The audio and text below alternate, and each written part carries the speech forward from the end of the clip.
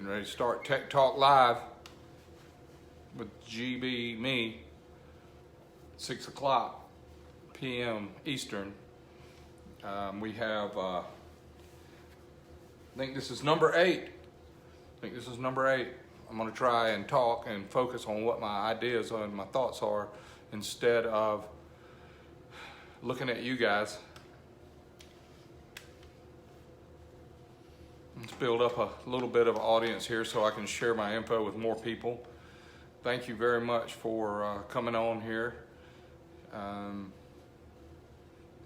Looks like we are real close to 6 o'clock. What's the official Facebook time? Anybody got a clock on them right now? My phone doesn't anymore because I'm talking on it.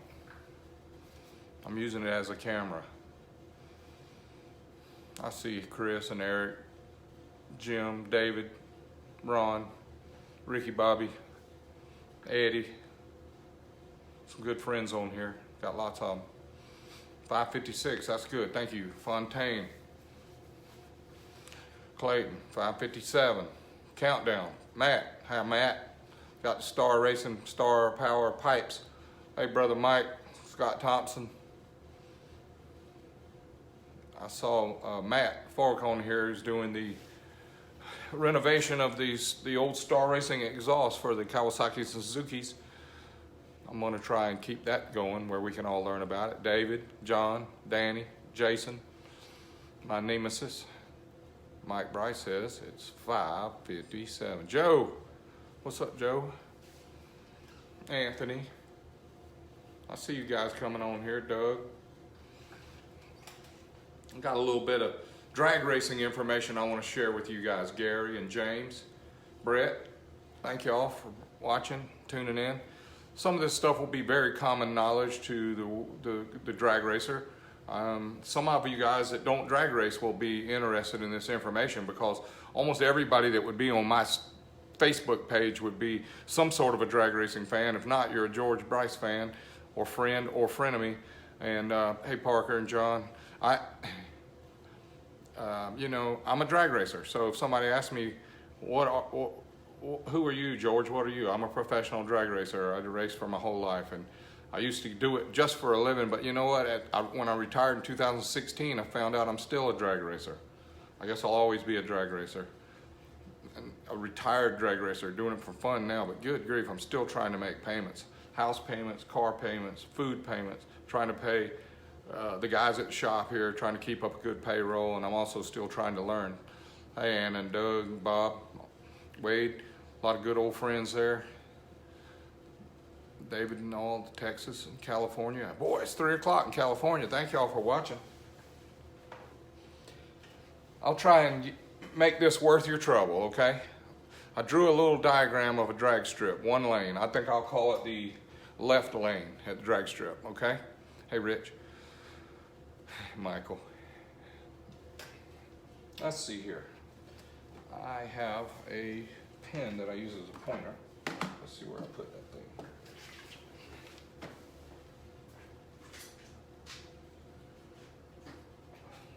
Okay. Can everybody see this okay? My little drawing? Do I need to move closer? Let's see here. This is better. Yeah, there you go. All right. I drew the pre-stage line here and the stage line. This is looking at it like you're up in a boom truck looking down at the drag strip, because here's the whole quarter mile.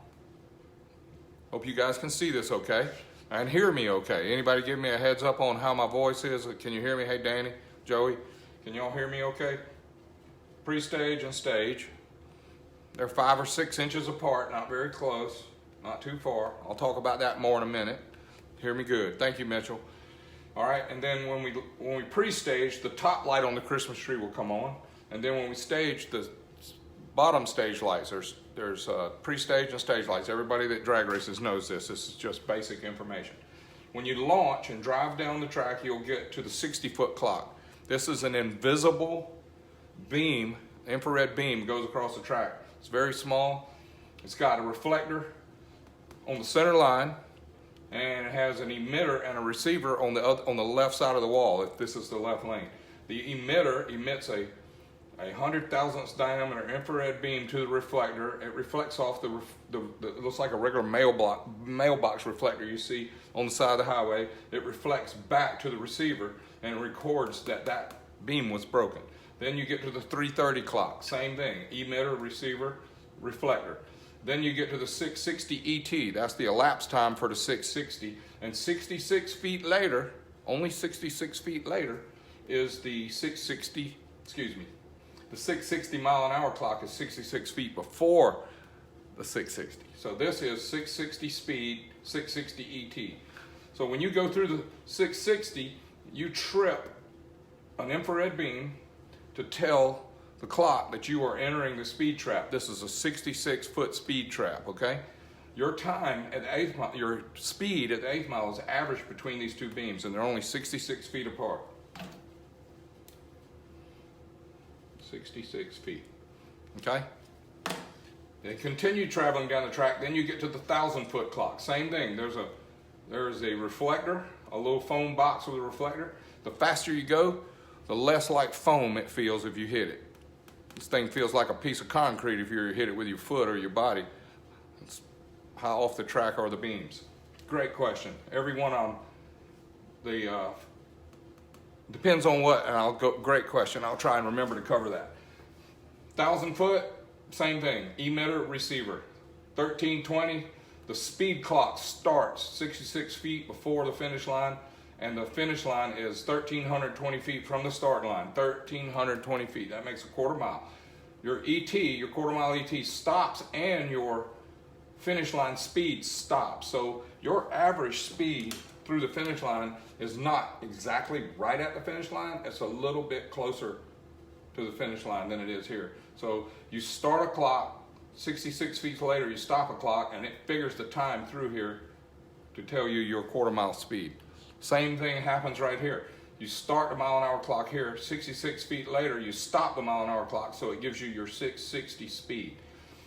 This is the cool part. Let's say you run in a car or a motorcycle, you go say 10 flat in a quarter mile. It takes you from here, starting line, to here, it takes you 10 seconds flat. This is an amazing thing to me, is 64%, and yes, you can find me something really crazy that is 63%, you can find me something that's 65%, but the average number for all the vehicles is 64%. 64% of this ET happens in the first eighth. Think about that, 64%. So, if you take my handy dandy AARP calculator and you put in here, let's see if I know how to work it on camera, a 10-second ET divided by 64%. Yeah, it's not right. Let's try it again. 10-second ET times 64%, you go 640, 8th mile. 10-second quarter mile, 640, 8th mile, if you do everything right. All right? That's 64% of 10, 640 ET of a 10-second ET. Why is that important to me today? Well, I watched on TV over the weekend like some of us did. Hey, Jassy. I watched it on TV like some of us did. We're watching the NHRA race, and we're watching the Man Cup race, and we're watching the Hogs Going Wild in North Carolina, and there's a lot of races, lots of drag races, a lot of 8th mile races in the country this weekend, a lot of quarter mile races in the country this weekend. If you spend most of your time, and I watch the guys, they work really, really hard to try to make make their car or their motorcycle go faster from here to here. I think, what's the math say? 36%. Yeah, 36% of your effort is from here to here. 64% of your effort is from here to here.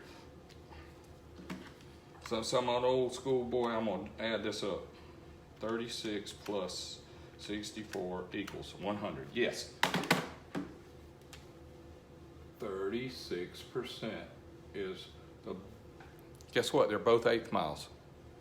This is an 8th mile. This is an 8th mile. This one takes 64% of your effort and time. 36% of your effort takes this much time. Your ET is the same way.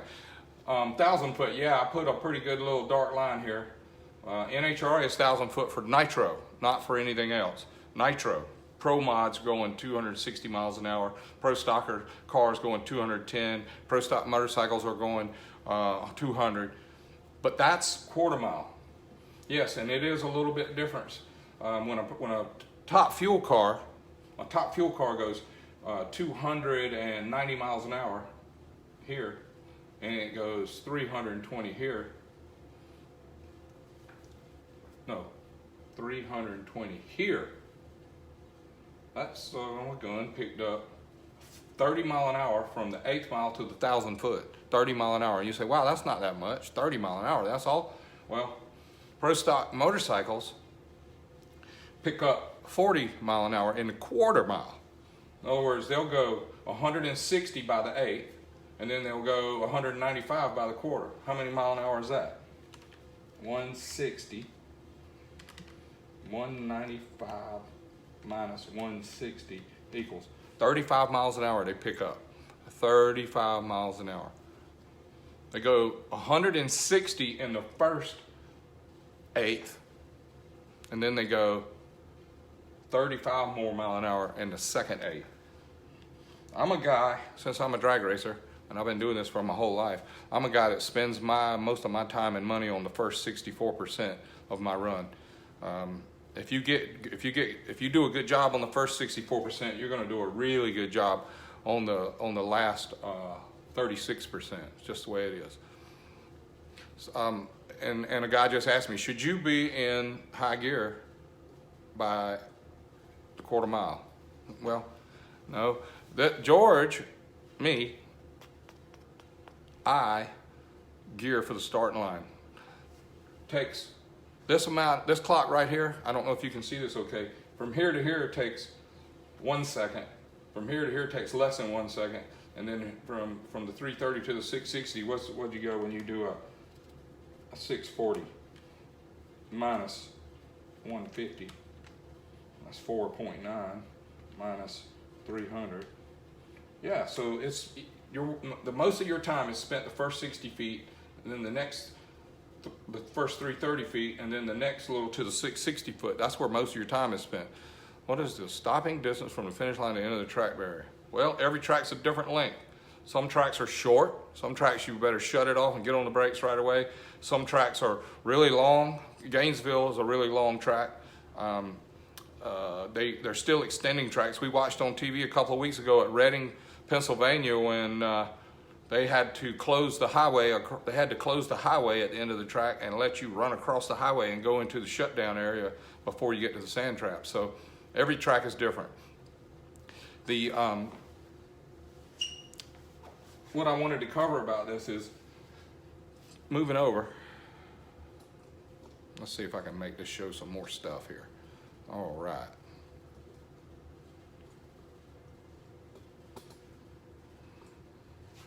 How does deep staging affect the run in ET? All right. A couple things that are really cool. I noticed on Alan Reinhardt said on TV this weekend, a lot of people don't know this. Can you see over here? Pre-stage and stage. This is pre-stage. Pre-stage. Vehicle's going this way.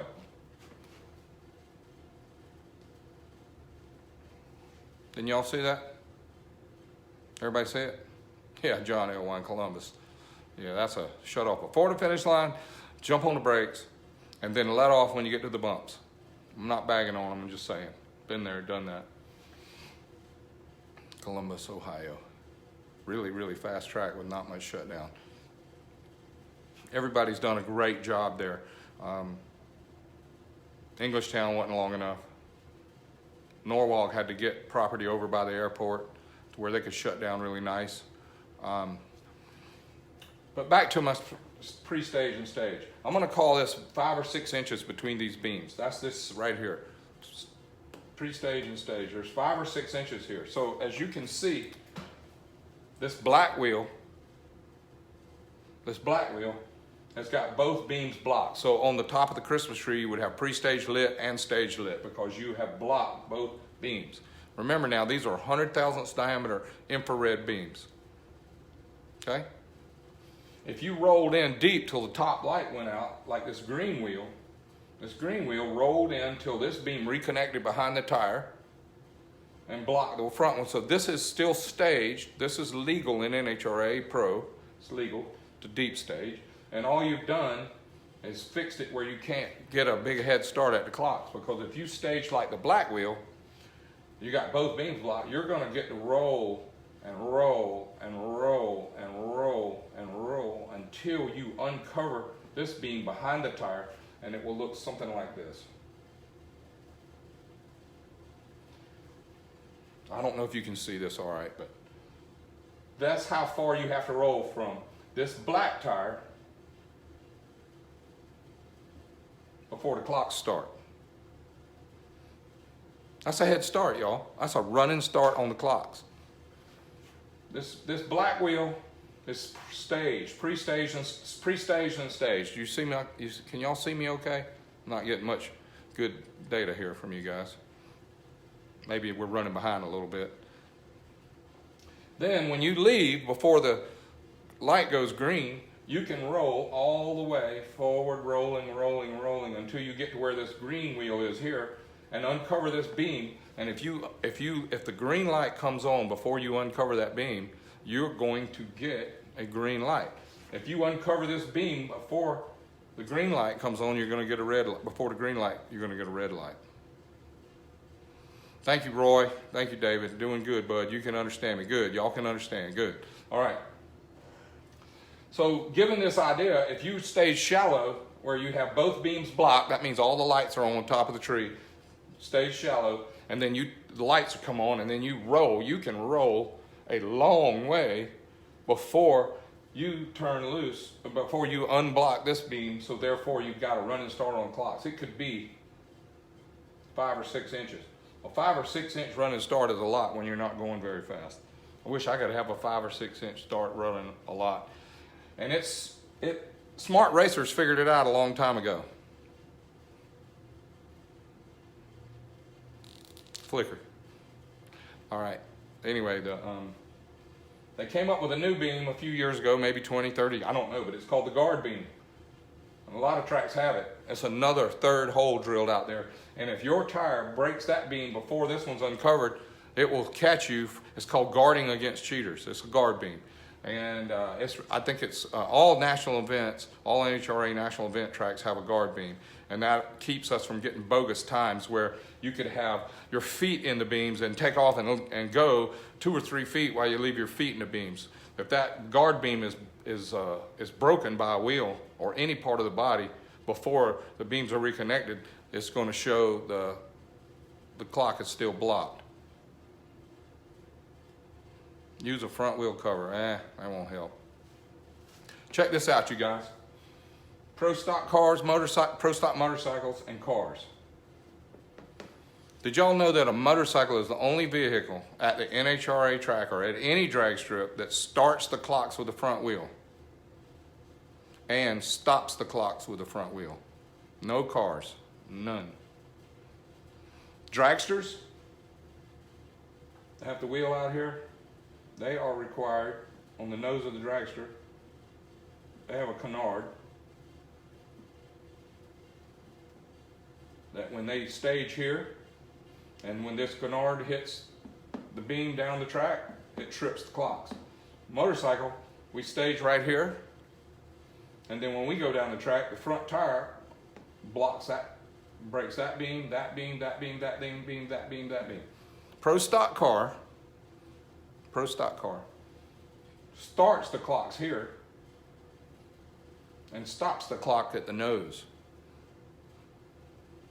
Some of you know this because it's a good trick for some cars, but it's so cool. In Pro Stock, they set the rules set from the center of the spindle to the nose. They have a rule. Now, when you watch them at the next NHRA race, they'll call out 60-foot times like 0.9, and then the bikes were doing like 1.0. Well, guess what? The bikes are really, really fast because the bikes leave with the clocks on the front tire and break the 60-foot clock with the front tire. So they don't get this 40-inch overhang. This 40 inches right here is more than a tenth. So the pro stock bikes on TV, pro street bikes, Harleys, all the bikes that we watch on TV or that we go to our local track Friday, Saturday, whenever we go, or Sunday, you're starting the beams and stopping the beams. You're starting the clocks and stopping the clocks with your front tire. Can everybody see that okay? All right, a couple more things I wanted to cover with you about this. Here's a poor drawing of a Road Glide and a Road King. I don't know if there's any Harley guys on here or just drag racers, but this works for drag racing too, with a Chevy van versus a new Camaro.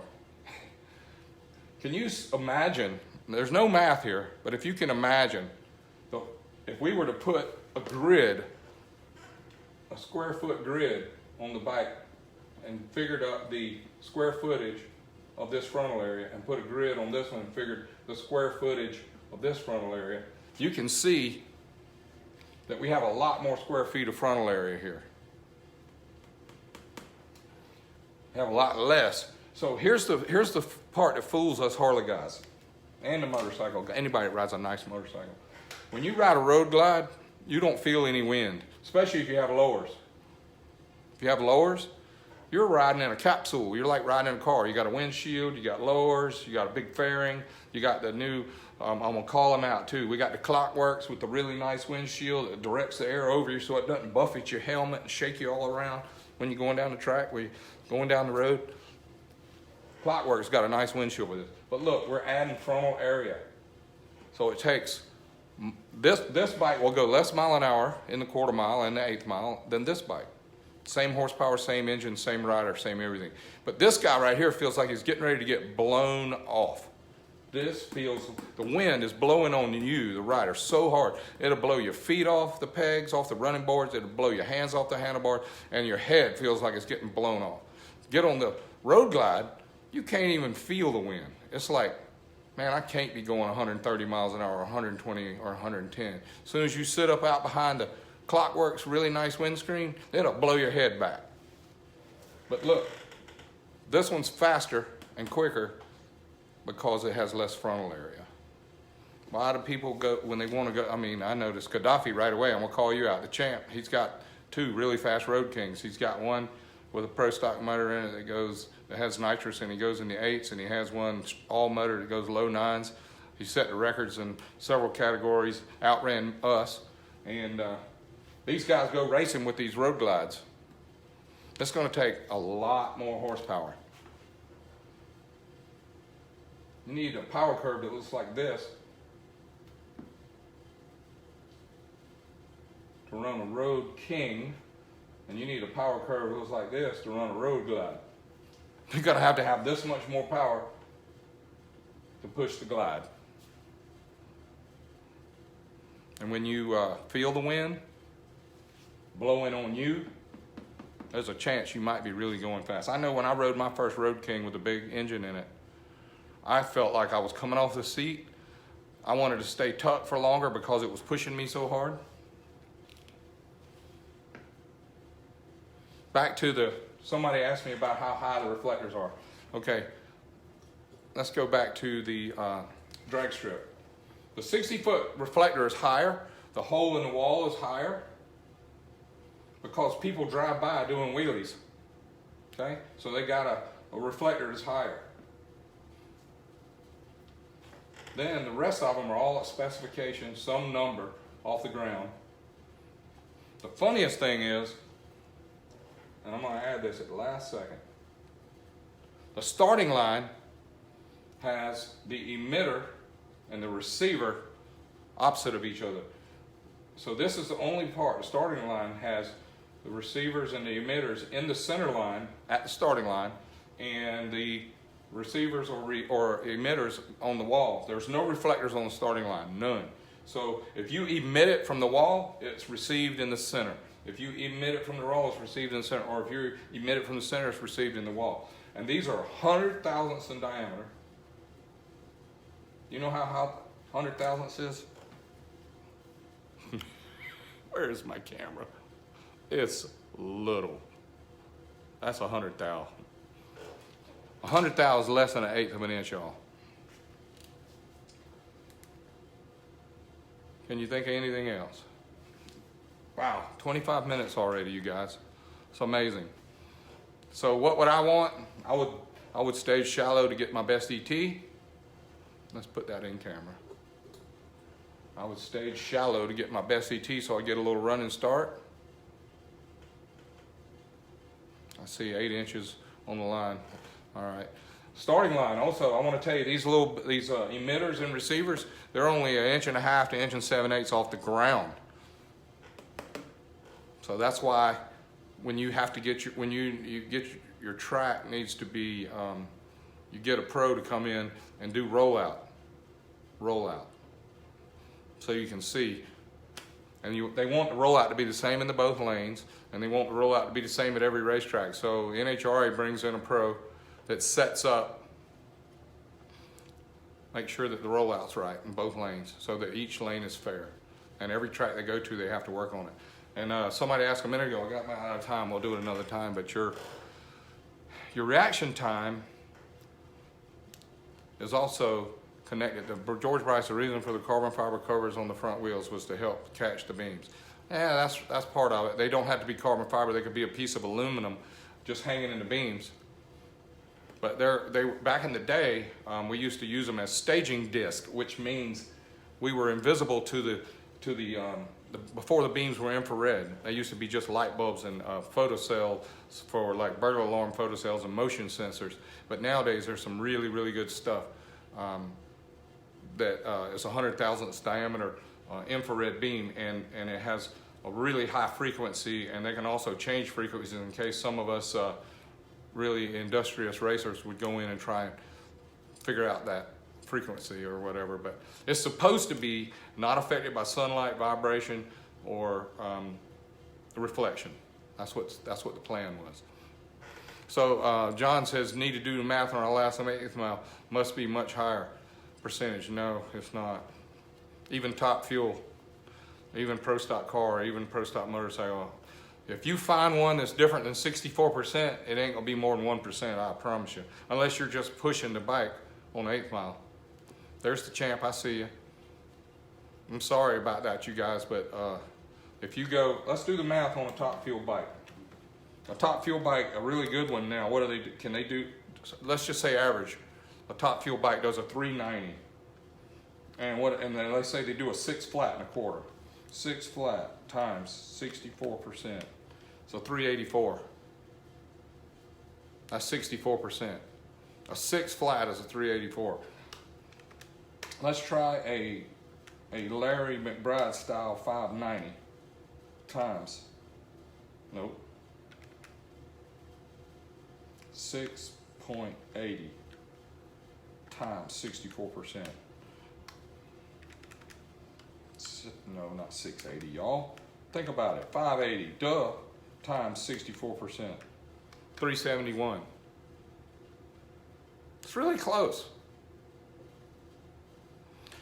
Is deep staging legal? Head start to win a drag race, and if not, care if your ET is a little off. Well, a good back half for an M8 is 36% of what you do in the front half. That's how it works. Anyway, there's some good numbers out there. People have the real numbers.